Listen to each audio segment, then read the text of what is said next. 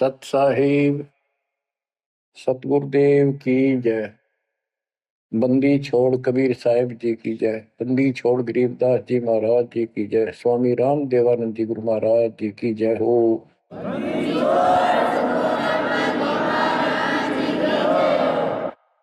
सर्व संतों की जय, सर्व भक्तों की जय, धर्मी पुरुषों की जय।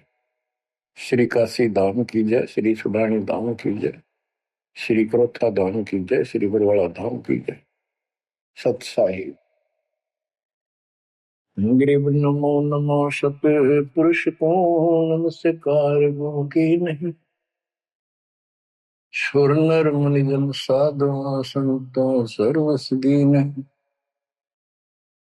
सतगुरु साहिब संत सब दंडोतम प्रणाम। आगे पीछे मत हुए तिनको कुर्बान। बच्चों,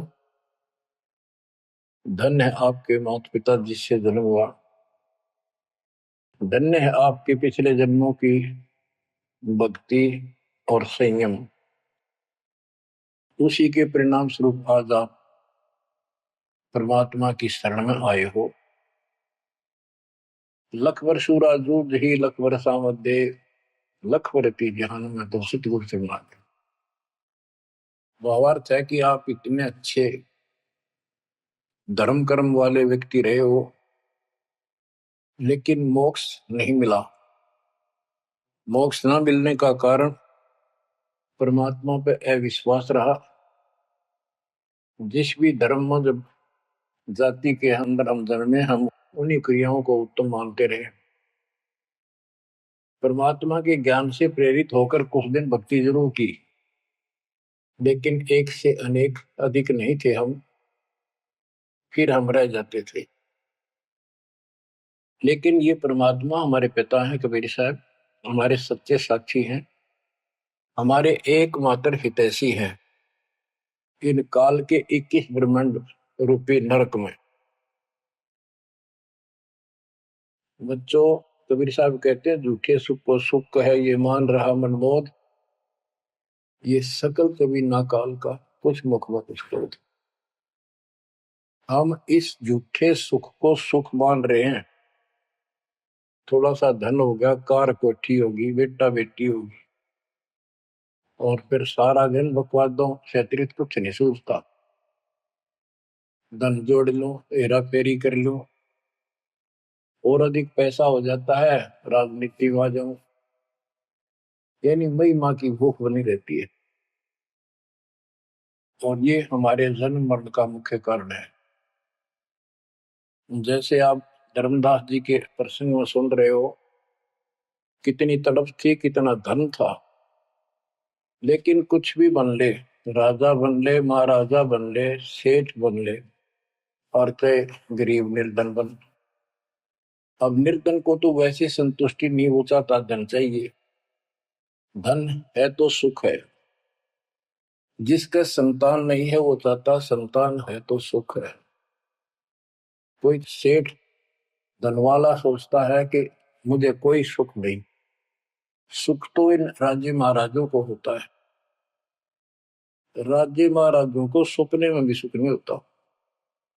बच्चों, यह बात जिस दिन आपके हृदय में बैठ जाएगी कि ये सुख है ही नहीं, रात को भी नींद नहीं आती इन राजाओं को, नेताओं।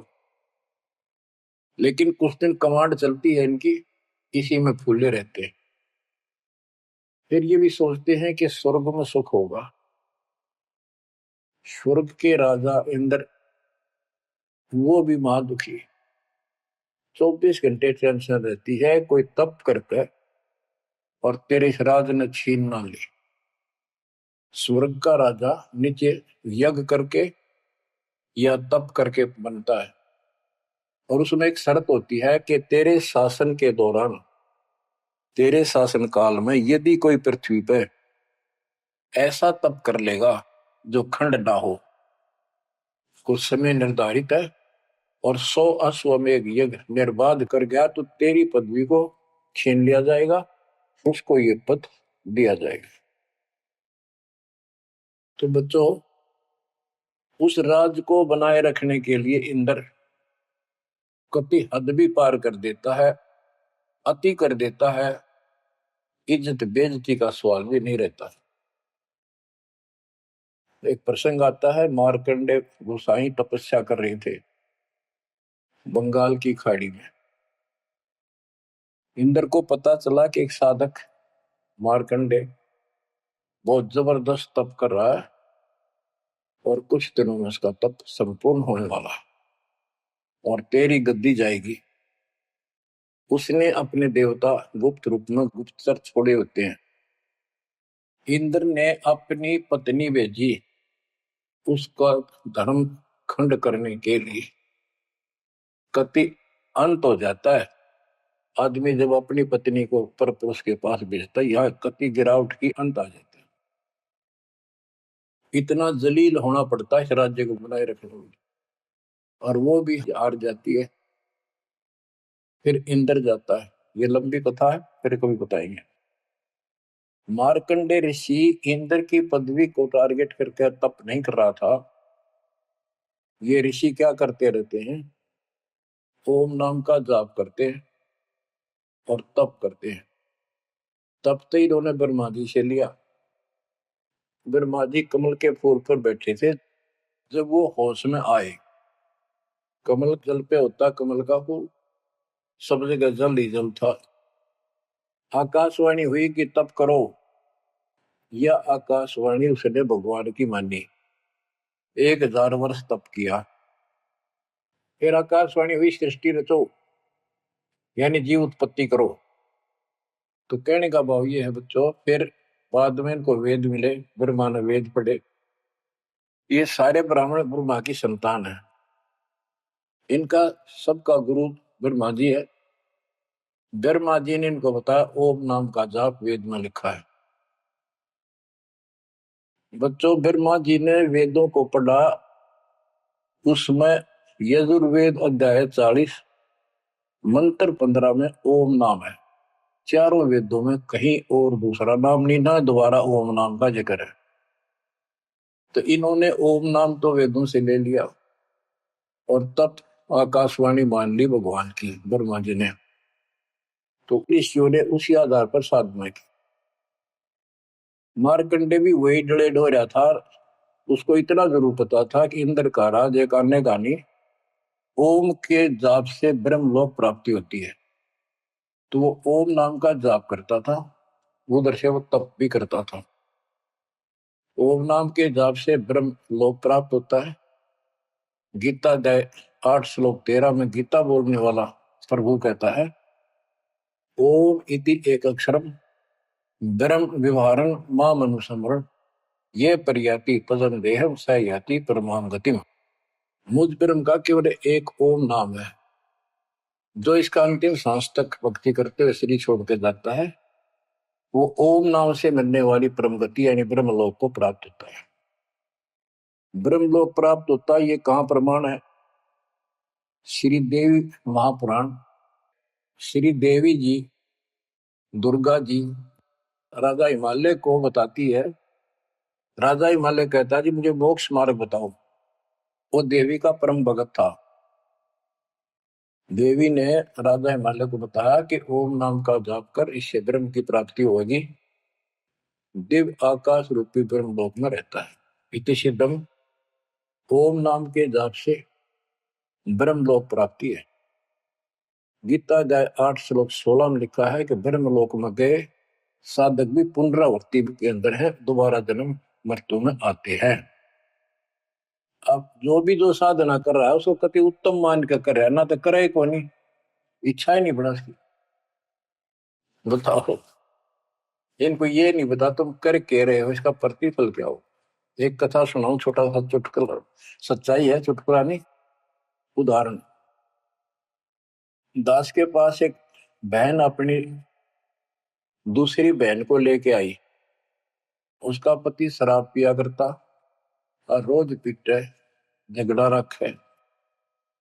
तो जो लेके आई थी उसका पति भी इतना नालायक था, परमात्मा ने दया करी, वो सुधर गया और तगड़ी भक्ति करने लग गया, खूब सुधर गया। चर्चा होगी गांव में। तो वो बहन बोली जी मैं तो अपनी बहन को देख के आई हूँ, इसके तो सारे सुख हो गए।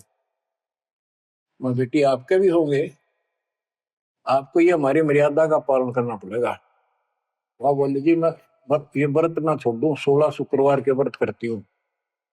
16 शुक्रवार के व्रत करने हैं, वो तो 5-6 हुए हैं मेरे। मैं बोला हमारा नाम लेना बेटी वो सब त्यागने पड़ेंगे। ये व्रत रखती किस उद्देश्य से है, कि लाभ होगा आपको। फिर तो वो बहन बोली जी बताई थी किसी ने, अब तेरा पति शराब छोड़ देगा। मैं बोला पहले 16 शुक्रवार व्रत के प्रतिफल बताऊं के उसे, इसका लाभ क्या है। ये आन उपासना ये डले ढोने वाले क्या बताते हैं कि एक बहन का पति परदेश में गया था और वो 2-3-4 साल तक आया नहीं। उसने किसी ज्योतिषियों से दिखाया, पत्रे हाथ दिखाए, किसी ने बता दिया कि तेरा पति तुझे भूल चुका है, तेरी याद नहीं रही। माता संतोषी के व्रत रख 16, तेरा पति वापस आ जाएगा। उसने व्रत रखने शुरू किए शुक्रवार के 16वें दिन, 16वें व्रत वाले दिन वापस आ गया। ये है इसका फल। और मैं बोला तेरा पति रोज आवे रोज कूटे, गड्ढेगी तू इस बता के फूकेगी इन बर्तन, बुद्धि कान रखेगी तुम्हारी। तंती रखना नहीं चाहिए, 2-4 दिन ना हो तो बढ़िया, पिटाई देना हुआ। कहने का भाव यह बच्चों, इन गुरुआ गांव बिगाड़े संतो गुरुआ गांव बिगाड़े, ऐसे कर्म जीव का लागिए ईव जड़े नहीं जाड़े। तो मार्कंडे ऋषि इंद्र से कहता है, इंद्र तू इंद्र की पदवी छोड़ दे, अगले जन्म में गधा बनेगा। इंद्र कहता जी फेर की फेर देखी जाएगी, तो मौज करने दो। बता हमारी बुद्धि यहाँ तक सेट हो चुकी है, फेर के देखी जाएगी, गधा बने पाछा तो कुमार देखेगा, कड़म मारेगा लठ, 2.5 मिनट का धरेगा समान कमर पे। मार्कंडे ऋषि उसको कहता तू मेरे वाली साधना कर ले, तुझे ब्रह्मलोक पहुंचा दूंगा। बच्चों वो कहते हैं ना, बेड की लात गोडने तले तले, ये कहीं जा लो, इनका ये इतना ज्ञान है, इतनी इनकी अंतिम भक्ति है। अब प्रसंग चल रहा है धर्मदास जी का। ये जड़े धर्मदास जी ने खूब डो लिए थे, और जब आंख खुली होए होए होए, अब परमात्मा उनको छोड़कर चले गए। दोनों पति पत्नी देखते ही रह गए, आंखों में आंसू टपक रहे थे। ओझल हो गए भगवान जब गली से अंदर आए, राग खूब रोए अंदर बैठ के। ताकि पता नहीं आऊंगे कि ना आऊंगे ना, ये गांव नाम बताते, ये भी कमाल हो गया। परमात्मा कराते आए तो धर्मदास जी ने बोले खुशी मनाई, चरण पकड़ के बहुत कुछ प्रश्न उत्तर किए। आखिर में कहने लगे धर्मदास जी, हे प्रभु अवगत कला तुम्हारी, हम है कीट जीव वे बिचारी, सत्यलोक तुम वर्ण सुनावा, शोभा पुरुष अनसन सत भावा। हे परमात्मा आपने सत्यलोक बताया, आपने परमात्मा की शोभा बताई, रहने वाले हंसों का भी बड़ा गजब का सुख बताया। कैसे न देश राज व आही, चित इच्छा प्रभु देख ताई। कि वो कैसा देश है, कैसा लोक है, मेरा मन करता है उसने देखो।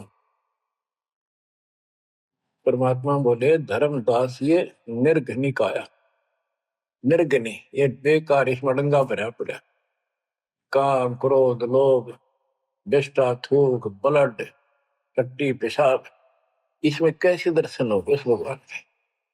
मैं जो बताता हूं तू ऐसे भक्ति शुरू कर दे, और जब शरीर छोड़ के जाएगा तो आपको परमात्मा के दर्शन हो जाएंगे। वहां सतलोक भी देखिए, वहां सारे अपने बहन भाइयों में खुशी करे ना।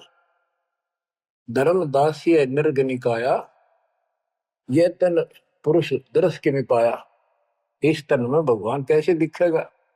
तन ठीक का जब पूरा हो भाई, सतलोक तो देखो जाए। जब ये तेरा शरीर का समय पूरा हो जाएगा जीवन, फिर इसको छोड़ के सतलोक देख ली जाके। धर्मदास के चरण निहोरा, हे प्रभु दर्शा मिटाहो मोरा। शरण टेक प्रभु विनवै होही, पुरुष दर्श बिन कल नहीं मोही। दोनों चरण पकड़ के धर्मदास ने बोला, ये भगवान एक में दिखा दो, मेरी यह भगवान के दर्शन की प्यास मिटा दो, उसके दर्शन बिना मुझे एक पल भी चैन नहीं होगी। परमात्मा बोले, भाई मैं ही हूं प्रभु, सारी सृष्टि का मालिक मैं हूं, मैं आपका गुरु हूं। दीक्षा दी धर्मदास जी को मेरे, मैं आपका गुरु हूं, मैं आपका भगवान हूं, मैं सत्पुरुष हूं और मेरा ही नाम कबीर है। लेकिन उसके आवाज समझ में नहीं आई और बार बार यही कहने लगा, भगवान के दर्शन करा दे, भगवान के दर्शन करा दो, जो मेरी आत्मा मानेगी। बच्चों विचार करो, पहले हम किसी की भी भक्ति शुरू कर दी, राम की, कृष्ण की, शंकर भगवान की, विष्णु भगवान की, किसी की भी, और सब स्वर्ग बताया करते। कदे इस मन भाई का अगला स्वर्ग दिखाओ, हमने जब मानूंगा। पर जब ठीक ठिकाना आता है, ये मन अड़ियल घोड़े की तरह अड़का खड़ा हो जाता है। तीसरे केवल बकवाद करवानी, अच्छे राह पर लगते समय सौ वादा पैदा करता है। ये मन अड़ रहा था। गुप्त भय प्रभु अविगत ताता, धर्मदास मुखावन बाता। जब इतनी जिद करी, परमात्मा अंतर ध्यान हो गया और धर्मदास वो खोले रह गया, ना हाँ करे ना बोले, या के बड़ी क्या कहने लगा, मैं मतिहीन कोमती मोहि लागा, मोहि समकोल है जग में बागा, मैं मूर्ख प्रतीत न कीना, अस साहिब के मैं नहीं चीने। अब कौन विधि दर्शन पाऊं, दर्शन बिना मैं प्राण गवाऊं। चरणोदक बिन करुण अग्रासा, तदो शरीर कह धर्मदासा। अब क्या कहता है, मैं बड़ा निकम्मा, मैं दुष्ट आत्मा, मतिहीन, कितना मुंह ला लिया भगवान ने मेरे को, और देख मैं कितनी जिद कर गया, मेरे जैसा निर्भाग धरती पर नहीं। मैं मूर्ख, मैंने भगवान पर विश्वास नहीं किया, फिर वो बुरी तरह। इस मन की यह गंदी आदत है। अब कौन विधि दर्शन पाऊं, दर्शन बिना मैं प्राण गवाऊं। चरणों तक बिन करो न ग्रासा, जब लगूं के चरण धोकर नहीं पी लूंगा मैं, अन्न नहीं खाऊं। तजो शरीर कह धर्मदास, नहीं तो मरूंगा। दिवस सात लग अन्न न खावा, भजन अखंड नाम लोला। जो नाम दिया था उसमें डट के भक्ति करता रहा, ना कुछ खाया ना पिया। सातवें दिन पर वो प्रगट दिखाए, धर्मदास पद गए उकलाए। सातवें दिन परमात्मा आए, धर्मदास ने पैर तरफते हुए पड़े पड़े ने पैर पकड़ लिए। दृढ़ श्वासा निपट अधीरा, पड़े चरणन में अक्षीण शरीरा। शरीर बहुत कमजोर हो गया था, धरती में पड़े पड़े न सरक के वाले के चरण पकड़ लिए। कर गए साहिब तही उठावा, शीश हाथ दे अंक मिला। परमात्मा ने उसके अपने हाथ का सहारा देकर उसको खड़ा किया और फिर अपने सीने से लगाया। धर्मदास चरणोदक लीना, चरण पखार आचमन कीना। धर्मदास ने फिर उठ के जल लाया, परमात्मा के चरण धोकर पिए। परमात्मा बोले, हे धर्मदास, प्रसाद कुछ पाओ, कुछ खा लो। कर प्रसाद तो मुंह पे आओ, मेरे पास आओ फिर तो, और फिर मैं तुझे सारा ज्ञान बताऊंगा। तो धर्मदास ने जल्दी जल्दी कुछ खाया। उसका ये टेंशन थी कि चले ना जा। थोड़ा बहुत खाया, पानी पी कर पटदे से आगे बैठ गया। धर्मदास का शरनाई, सुन प्रभु अगर अपार, 7 दिवस कहाँ रहे, कौन देश पगडार। तो परमात्मा से पूछने लगा, है भगवान आप कहाँ रहे, कैसे कैसे रहे, कहाँ गए। फिर उसी बात पर आकर गया, हे प्रभु चिंता गण करो मोरा, पुरुष दर्श देव करुण होरा। मैं हाथ जोड़ू, आपके निहोरे निकालूं, मुझे भगवान के दर्शन दिखा दे।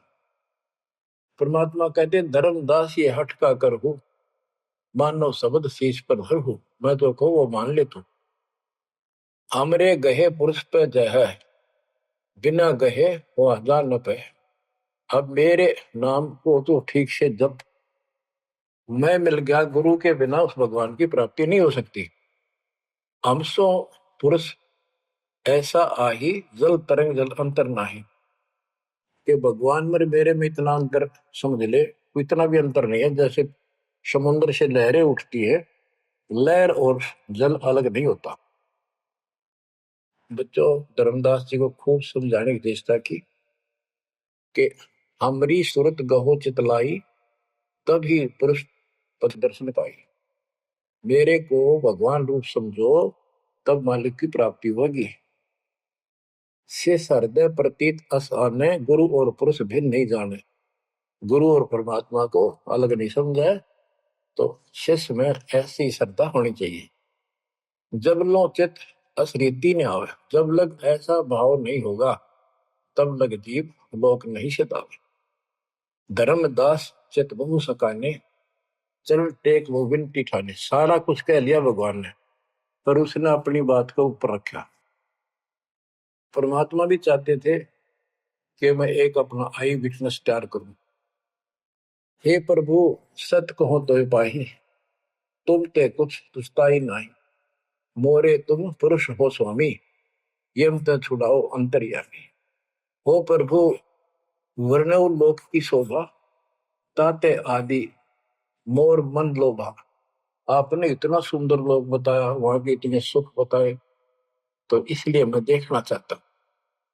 तब लीला बहुत हम देखा, आपके चमत्कार मैंने बहुत देख ली। पुरुष दर्श बिन रह ये रेखा, भगवान के दर्शन नहीं कर लूंगा, इतना मेरे मन का दोष निकले नहीं। जो किंकर पर हो दयाला, तो छिन्न में होएगा पुरसाला। कि मेरे दिल का कांटा जब निकलेगा, जब आप यह दया कर दोगे। तब परमात्मा ने कहा, धर्मदास ठीक है, चलो। बच्चों, उस समय परमात्मा कबीर जी और धर्मदास अकेले, उसके एक बगीची सी थी, उसमें थे, दोनों ही जने थे। धर्मदास जी की आत्मा को लेके परमात्मा ऊपर चले गए। पीछे से लोगों ने देखा, घर वालों ने जाके देखा, धर्मदास आया नहीं, क्या हो गया। वो बेहोश पड़ा, जैसे कोमा में होता है, मरा नहीं। 3 दिन तक ऐसा रहा। मालिक को ऊपर लेके गया। धर्मनी जो ऐसो चितके ना, तन तद चल लोक प्रवीणा। छोड़ इस शरीर को, चल मेरे साथ। राखो तन गौर ले हंसा, ता पहुंचे जा काल ही संसा। क्षण एक में पहुंचे जाई, अवगत लीला लखे को पाए। शोभा लोक देख सुख माना, उदित असंख्य शशि और भाना। इतना प्रकाश उस लोक का, जैसे असंख्य सूर्य और चांद उदय हो गए हो। परमात्मा कबीर जी जिंदा बाबा के रूप में थे। जब सतलोक में पहुंचे, और जब उस परमात्मा के महल के सामने सतलोक में संतरी खड़ा था, परमात्मा बोले, भाइयों, मृतलोक से एक हंस आए हैं, धर्मदास इनका नाम है, और इनको वह परमात्मा के दर्शन कराओ सतपुरुष के। द्वारपाल ने एक और भगत को बुलाया और कहा, इनको सतपुरुष के दर्शन करा के लाओ, महल में ले जाओ, दरबार में। जब वो लेके चला धर्मदास जी को, बहुत से भगत और आगे हंस हंसनी, यानी जैसे यहाँ भगत कहते हैं, वहां हंस कहते हैं, भगतमती कहते हैं, वहां हंसनी कहते हैं। हंस का अर्थ है, हंस एक पक्षी है जो बुगले जैसा होता है, कति सेम टू सेम। लेकिन उसका गुण ये होता है, वो मांस मच्छी नहीं खाता, भूखा मर जाएगा, केवल मोती खाता है। अर्थात संत भगत वो होता है जो सब बकवाद छोड़ दे, केवल राम नाम के मोती सेवा सुमन दान करे, उनको हंस कहते हैं। तो काफी हंस इकट्ठे होकर आगे भगत और हंसनी भगतमती। बच्चों, जैसे दास बताता रहता है जो बच्चे स्कूल में सुख लेना चाहते हैं और वहां बकवादों में लगे रहते हैं वो सदा दुखी होते हैं। अपनी पढ़ाई पूरी करके बढ़िया नौकरी मिल जाए फिर नाचो गाओ, वहां सुख लो सारा। नाचने गाने का मतलब यहाँ पृथ्वी लोक पर रहना नहीं। भाव ये है कि जब आप सतलोक चले जाओ तो वहां मौज करियो सारी है। यहाँ काहे का नाचना और कित का गाना, एक पलक में पता नहीं क्या हो जाए। तो जैसे सतलोक में दूसरे धर्म वाले कई कहते हैं, तो सतलोक की महिमा बताते हैं कि सतलोक में प्रकाश ही प्रकाश है, वहां और कुछ है ही नहीं। वो आत्मा उसमें ऐसे मिल जाती है जैसे बूंद समुद्र में। ये पूरा राधा स्वामी पंथ, सच्चा सौदा वाले, सरसाले, देव गुरुदेव वाले और भी सब इस यह रटला रहे, वहां कुछ नहीं है।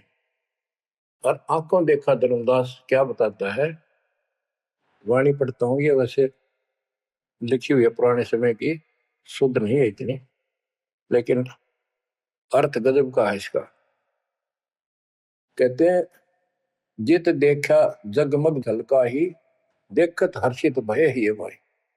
धर्मदास ने जहां देखा इतनी सुंदरता प्रकाश में गजब का नूर चमक, देख देख खुश हो रहा है। द्वारपाल हंस जो रहिया, ता में एक हंस से कहिया, ए हंस तुम जाओ लिवाई, पुरुष दर्श दे आनो भाई। इसको धर्मदास को ले जाओ, परमात्मा के दर्शन करा के वापस यहीं ले आना। चले लिवाए पुरुष पे जहां, अचानक हंस वो आए तब ही, वहां बहुत से अचानक और हंस आगे वक्त। करत कोलाहल मंगल चारा, शोभा अद्भुत अंग अपारा। ओहो, उनके जो वहां पर भगत आए और भगतनी आई, इतने गजब के सुंदर शरीर देखते ही बने। उनके गले में रत्नों की माला और जगमग दे, बहुत गजब का, बहुत सुंदर कपड़े पहन रखे, अमर चीर शोभा धर्माए। अनसन भाल शोभा के वर्णों, धर्मदास कहता है कि उन हंसों के माथे की शोभा क्या बताऊं, बहुत गजब की। रवि करतारों षोडश चंद्र भाल छिवि लहू, यानी 16 चंद्रमा का प्रकाश हो उनके माथे की, इतनी चमक थी, इतना नूर था। हंस कांति प्रतिरोम प्रकाशा, हीरा मणि उदित रोमासा। उनके शरीर की इतनी गजब की शोभा थी, प्रत्येक की रोम रोम की जैसे हीरा मोती चमक रहे हो।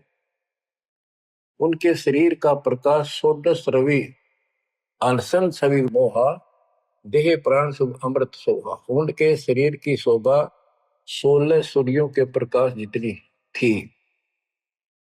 अब वहां भगवान के दरबार में पहुंच जाते हैं वो लेकर के, सिंहासन से भी देखत मनमोहा। ओहो, सुरती हंस अग्रानी अगाने, सत्य पुरुष सकल देखत अरसाने। वहां लेकर गए नाचते गाते हुए, जब उसने भगवान को देखा, धर्मदास जी ने, तरह गजब का प्रकाश, एक रोम शरीर के बाल की चमक, करोड़ सूर्य करोड़ चांद मिला दे। एक रोम रवि शशि कोटि सा, एक रोम की शोभा करोड़ सूर्य और चंद्रमा जैसी। पुरुष प्रकाश सतलोक अंजोरा, ताने पहुंचे निरंजन चोरा। कि उस सतलोक का इतना सुंदर प्रकाश है, वह ऐसी व्यवस्था है कि वहां ये काल निरंजन, ये चोर नहीं जा सकता, यानी इसका वहां भय नहीं है। अब सुनो, 4-5 पंक्तियों में कमाल कर दिया। पुरुष कबीर देखा एक भाई, धर्मदास पुन रहे लज्जाई। वहां पर परमात्मा तो सतलोक का मालिक, असंग ब्रह्मांड के तकत पर सिंहासन पर विराजमान था, वो वही सूरत थी उनके साथ धरती से नीचे से आया था। ओहो, देखो ये तो लिखा कबीर सागर में, ये वो सुना रहा हूं। और वास्तविकता आपको बताई कि परमात्मा स्वयं उसको साथ लेकर गए और वो चौर करने लगे उसके ऊपर। हमने इसका रस निकालना, सारा रस निकालना है। कबीर सागर का बहुत अड़ंगा कर रखा है इन्होंने, फिर भी हमने निष्कर्ष देखना है जब धर्मदास जी ने देखा कि ये कबीर इनका सेवक है और ये है भगवान, उसमें रूप दो थे। जब परमात्मा खड़े हुए और जिंदा बाबा वाला रूप उस तख्त पर विराजमान हुआ, बच्चों जिसको धर्मदास भगवान मान रहा था वो खड़े हुए सतपुरुष और परमात्मा जिंदा बाबा वाले वेश सिंहासन पर विराजमान थे, और वो चवर लेकर खुद परमात्मा उस कबीर जिंदा बाबा पर करने लगे। धर्मदास का आश्चर्य का ठिकाना नहीं कि अभी भगवान यो है कि ये है। इतने में वो जिंदा बाबा में समा गए जिसको वो सतपुरुष दिखाई दे रहे थे, और वो शोभा जो कि तू जिंदा बाबा वाले शरीर की होगी। अब कहते पुरुष कबीर देखा एक भाई, धर्मदास बहुत ही लज्जाई, वह मुझे प्रतीत नहीं आई, हे परमात्मा कैसी कुमुख हिम्मत छाई। धर्मदास कहता हुआ मुझे विश्वास नहीं हुआ, ये महाराज कह रहे थे भगवान मैं परमात्मा हूँ, मैं सारी सृष्टि का रचने वाला हूँ, मेरा नाम कबीर है, असंग ब्रह्मांड का स्वामी हूँ। अब धर्मदास जी कहते हैं भगवान कबीर पुरुष एक यहाँ छिपाए, सत्य पुरुष जगदास का है, धाये चरण गो अति सकुचाई, हे प्रभु हम परिचय तब पाई। हे परमात्मा अब आपको मैंने पहचान लिया, ये शोभा कस वहां छिपाओ और कस नहीं जग में प्रगट दिखावा। आपने ये शोभा वहां क्यों छुपा रखी है, वहां क्यों नहीं दिखाते इष्ट लीला को, ये अपनी असलियत को, आपके वास्तविक शरीर की शोभा को। परमात्मा बोले धर्मनी जो वही छवि जग जाऊं तो ही विकल निरंजन राव, यदि मैं इस शोभा युक्त नीचे जाऊं तो काल निरंजन पागल हो जाए। और मैंने उसको वचन दे रखा है कि मैं अपना ज्ञान समझा के जीव को लाऊंगा। और वैसे बच्चों परमात्मा आज हमने ले जा, हम टिक नहीं सकते वहां पर, भूल जाओ इन बातों, ये तो कहने की बातें हैं। उदाहरण देता हूँ, कबीर साहब कहते हैं हम मोहम्मद को वहां ले गए, इच्छा रूपी सतलोक नहीं रहे हो, उल्ट मोहम्मद महल उठाया, दूध धीरे धीरे कलमा था। यानी हम हजरत मोहम्मद जी को ऊपर लेके गए थे कि ये समझ गया तो इन सब ने जो इसने लाखों तैयार कर रखे सबको बता देगा। लेकिन नीचे प्रभुता घनी होगी थी, संगत उबत खूब होगी थी इसकी, और उसके ऊपर प्रभुता पाके भूल गया भगवान को, नहीं इच्छा हुई तो वापस छोड़ दी। उस दिन पाछे आप भी मर गया और वहां प्रभुता भी रहेगी। काल का इतना अजब गजब जाल है बच्चों। तो धर्मदास जी से बोले कि आप नीचे जाओ, धर्मदास जी बोले भगवान ये वहां ना बेचो, यही रख लो मेरे दाता, इस नरक में मत दे। अब मैं नहीं जाऊं दाता वहां पर। परमात्मा बोले भी ऐसे नहीं बात सुनेगी, वहां तुम जा चिंता ना कर, मैं तेरे साथ रहूंगा और सत भक्ति दूंगा, उससे आपकी भक्ति गजब की बन जाएगी और भक्ति युक्त होकर यहाँ आएगा, वैसे यहाँ ठिकाना नहीं मिलेगा तेरे। और दूसरी बात है कि तूने सब कुछ देखा है, नीचे औरों को बता, तेरे भाई बहनों को विश्वास होगा।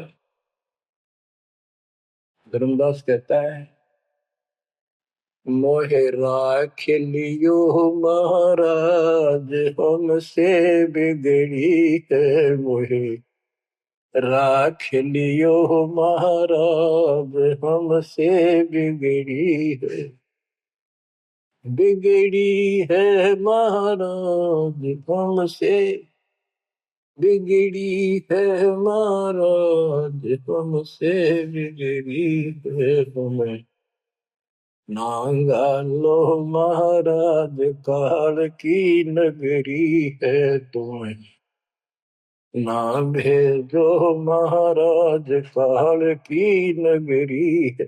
रोबरी तरह जैसे किसी ने आग में धकाया करे जबरदस्ती मर तो कर राख लो महाराज, हम गंदे इंसान से। अब पता चला उन सारे भक्तों ने बताया तुमने ऐसी गलती करी थी भाई, इसलिए दुख पा रही कि हमने खुद बिगाड़ी अपनी किस्मत। तुम रख लो दाता, ना वे जो मेरे मालिक पैर पकड़े रोवे। परमात्मा बोले भाई ऐसा ना कर, वापस चल और वहां पर मैं तेरे साथ रहूंगा, भक्ति कर, कोई दिक्कत नहीं आने दूंगा मैं तेरे को, चिंता ना करी, तेरे पीछे पीछे न फिरूंगा मैं। और ये सारे ठाठ मैंने दे रखे थे तेरे को वहां पर, निकाल तो सारा कचू मन निकाल दे 1 मिनट में। धर्मदास को फिर हौसला हुआ और तीसरे दिन शरीर में वापस आया। आसपास सारे रिश्तेदार भी आ गए 3 दिन में। सारा गांव क्यों सेठ था, पैसे वाला था, लोग जोरदे बैठे, ना मरता ना जिंदा, इसका क्या हाल हो गया। परमात्मा ने बताया मैं काशी में हूं, एक दुल्हे का काम करता हूं, मेरा नाम कबीर है, मेरा गुरु रामानंद जी है, स्वामी रामानंद, जो वहां के प्रसिद्ध संत हुआ करते थे। धर्मदास जी सचेत हुए, उठे तो देखा चारों तरफ हाहाकार मच रहा, वो जिंदा हो गए तो एकदम खुशी की लहर आ गई। आमने भी रोए तो वो कहने लगा क्या हो गया तुमको। तो बोले आप तो मर गए थे, ना मरो थे ना जियो थे, अचेत पड़े थे, बेहोश थे, हमको टेंशन हो गई थी कि मरेंगे। तब उसको विश्वास हुआ, नहीं तो सपना मानना वो, ये मन इतना दुष्ट है, इतना उल्टा चल रहा है, जब ठीक ठिकाने की तरफ चलता है जीव, परमात्मा कसर नहीं छोड़ते, ये उसका बाप है। तो तब धर्मदास को विश्वास हुआ, रे तेरे की सचमुच में तो सचखंड गया, सतलोक गया था। फिर उनको बताने लग गया सारी, मैं वहां गया था, सतंदा बाबा भगवान है, खुद है, सारी सृष्टि के रचने वाले हैं, ब्रह्मा विष्णु महेश, तब के सामने कुछ भी नहीं है। वो रिश्तेदार आए थे तो चले गए, पागल हो गया, भांडन दे, जिंदा हो गया शुक्र है। लेकिन जिसका लागे वो तंग। धर्मदास काशी पहुंचे और देखे दुल्हे के रूप में बैठे वो सूरत क्यों की त्यों चरणों में पड़ गए। आसपास के कॉलोनी के लोग आगे बुलाए, बताओ पूछे कौन है, ये सेठ है, ऐसे ऐसे कांधोगढ़ का प्रसिद्ध सेठ है। और सब नौके देख किसी पागल हो रहे लोग, इस नीरू के पुत्र को भगवान मानते हैं, इनकी अकल पर पत्थर पड़ी।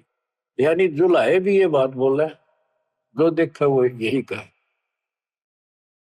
धर्मदास जी ने चरण पकड़ कर छोड़े नहीं, परमात्मा गलती बहुत होगी, हे दयालु माफ करो। जब परमेश्वर ने उसको कहा बच्चा तेरा दोष नहीं, इस काल ने सबकी बुद्धि फेर रखी, और जो भी ये सारा संसार आपको दिखाई देता है ये कुछ भी नहीं है, 1 सेकंड में मृत्यु हो जाती है इंसान की, और फिर कुत्ते गधे बनाकर छोड़ देता है। इसने तो सच्ची भक्ति करने नहीं देनी, या सच्ची भक्ति या जैसी भी आस्था मैं ही जीवों की बनाए रखे हुए हूँ। उस टाइम तो धर्मदास जी सारी मान्यता वो बात ही नहीं रही।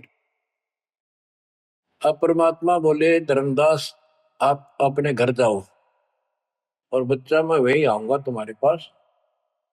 धर्मदास बोला जी आइयो, मेरा बेटे ने भी समझाइयो, और आमनी ने भी सतनाम दिया, बेटा भाई मैं आऊंगा पक्का। धर्मदास से ले गए परमात्मा वहां, आमनी को नाम दिया। और धर्मदास जी बोले जी मेरा एक पुत्र है नारायण दास, उसको भी समझाओ। धर्मदास जी ने नारायण दास बुलाया, क्या जा भाई, गुरु जी आई, भगवान आ रही है। बैठ गया, परमात्मा ने जो ज्ञान सुनाया उठ के चल पड़ा। फिर बुलाए तभी नहीं आया, अगली बार भगवान ने खूब कह लिया, बुला लिया भाई तेरे बेटे ने नाम दे दूंगा।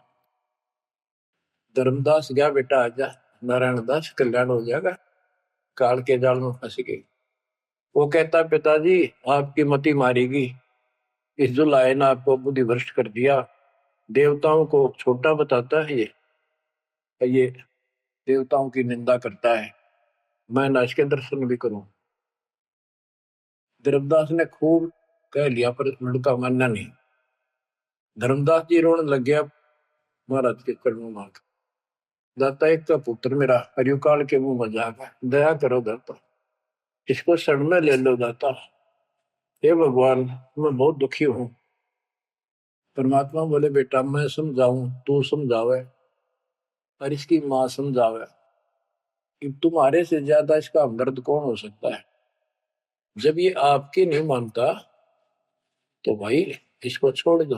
ये महाराज ने के छोड़ा जा है, ये महाराज समझाओ इसने।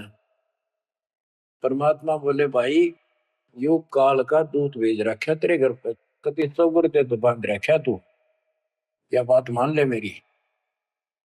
अब काल का दूत का धर्मदास का दुख हुआ इस बात का। आए इकलौते पुत्र ने गुरु जी काल का दूत क्यों बतावे है। परमात्मा बोले कि तेरा बेटा कहां पर है, उसको एक बार ले आया यहाँ पर। धर्मदास बोले बेटा चल, तो कुछ ना सुनिए, बैठ जाओ बस। वो आ गया।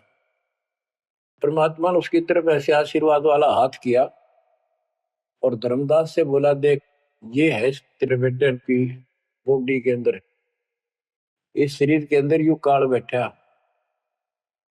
उसका शकल देखी उसने छोरे के अंदर से, वो वास्तविकता थी उसको काल के दूत की। ओछा माता, लंबे दूत, विकराल शरीर। परमात्मा बोले यू बैठा इसके अंदर, यू काल का दूत है, ये कभी भी नाम नहीं लेगा ना तेरे साथ चलेगा। जब धर्मदास बोला नारायण दास है, जा बेटा जा, जा कर ले काम, कर ले काम। चरणों में पड़ गया, भगवान मेरा तो बीज नष्ट हो गया, हे भगवान मेरा तो वंश ऊपर चलेगा, बताइए काल पैदा हो गया मेरा तो। परमात्मा बोले वंश ने के चाटेगा, तू पीछा छुटवा ले यहाँ से बेटा, क्या करेगा इस वंश का। ये तो काल खाई खुराक का पहन पोशाक का यम का बकरा पड़ता है, लेकिन हमारा तो रंग चढ़ रहा है। लोग के कहेंगे, फलाना के कहेगा, संतान ना हुई तो संपत्ति का कैसे होगा। कई बीमारी बांट रखी है, कई रोग ला रखे काल। परमात्मा बोले ठीक है, तेरे को मैं अपना बच्चा अपना हंस भेजूंगा, और आज से 1 साल के बाद तेरे घर में पुत्र उत्पन्न होगा, उसका नाम चूड़ामणि रखना। उस समय बताते हैं धर्मदास की उम्र 80 साल की हो चुकी थी और आमनी देव भी वरदौलिये थे। ये धर्मदास के आप विश्वास हो, ये मालिक हे परमात्मा इस उम्र में कैसे बच्चे होंगे हमारे, हम तो कति व्यर्थ हो चुके हैं। तब दाता ने कहा देख उधर देख, तेरे आंगन में एक छोटा सा बच्चा ऊपर से आया, आंगन में हाथ पैर मारे नो, एक पत्ते के ऊपर लेट गया आके, साथा है वो पत्ता उसको, ये तेरे घर में 1 साल के बाद आएगा। इतने बहुत दर्दान हो गया, कुछ विश्वास कुछ अविश्वास, परमात्मा की दया हुई। आमनी को गर्भ रहा, 9वें महीने 10वें दिन बच्चा हो गया, नाम चूड़ामणि रखा। और तू कुल की चिंता करता था, तेरा 42 पीढ़ी तक तेरा वंश चलेगा, चिंता ना कर। जब उसका दिल डटा, बच्चों गजब की बातें, तो मैं धीरे धीरे इसको पूरी सुन लो कथा को, आपके बहुत से अंधेरे हट जाएंगे। अब परमात्मा ने चूड़ामणि शाना हुआ, उसको दीक्षा दी, उसी को धर्मदास जी को भी गुरु पद दे दिया था। पर बोला तो किसी ने मंत्र ला दिया, सारा सार नाम तक दे दिया उसको, और कसम खवा दी कि ये नाम किसी को नहीं बताएगा। जब धर्मदास डिगमग देखे तो उसके लड़के को गुरु पद दे दिया चूड़ामणि, केवल 5 नाम, ये 7 में से 5 बीच बीच के दिए, और बेटा इसी को तू आगे देता रहना, तेरे गुरु पद दे दिया। परमात्मा की कोशिश थी ये मंत्र करते रहेंगे, इनको मनुष्य जीवन मिलते रहेंगे, भगवान की आस्था इनमें बनी रहेगी, कुछ लाभ होते रहेंगे, और इस बिचली पीढ़ी तक जाना था उनको। लेकिन धर्मदास को बता दिया था कि काल मेरे नाम से 12 पंथ चलाएगा, जो सारे गलत साधना करवाएगा, और तेरे वंशज तेरे परिवार वाले 6ठी पीढ़ी में जाके ये असली नाम भी छोड़ देंगे। एक टकसारी पंथ होगा, उसकी साधना शुरू कर देंगे, जो एक आने की नहीं होगी। जो ये सारे धर्मदास वाले दामा खेड़ा वाली गद्दी में वो टकसारी वाले की साधना चल रही है। वो 5 नाम भी गए। फिर धर्मदास रोने लग गया, हे मालिक इनका उद्धार कैसे होगा? और माता बोले मैंने कुल दिया तेरा 42 वंश तेरे, उद्धार उसका होगा जो मैं भेजूंगा एक संत भगत अपना दास, उससे तेरे पीढ़ी वाले नाम लेंगे या सारा संसार लेगा, सबकी मुक्ति हो जाएगी। बच्चों, परमात्मा की असीम रजा है, आप ये सत्यनारायण कथा सुन रहे हो और सुनते रहो। मुश्किल से ये अमर कथा मिली है सुनने को। मालिक आपको मोक्ष दे, सदा सुखी रखे। सत साई।